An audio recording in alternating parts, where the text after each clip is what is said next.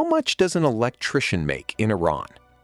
The average salary of an electrician in Iran is $4,500 a year.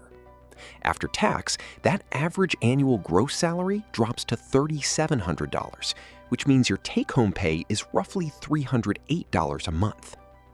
That electrician income is a general average, but you'll usually bring home noticeably more if you work in big cities, while rural areas pay well below that level. For example, an electrician's salary in Iran in Tehran reaches $4,400 after tax, though higher rent in the capital often offsets that advantage. On top of location, experience plays a massive role in your electrician wages, because entry-level pay sits far below the national average. You'll see earnings go up quickly during your first few years, but pay eventually plateaus unless you step into leadership.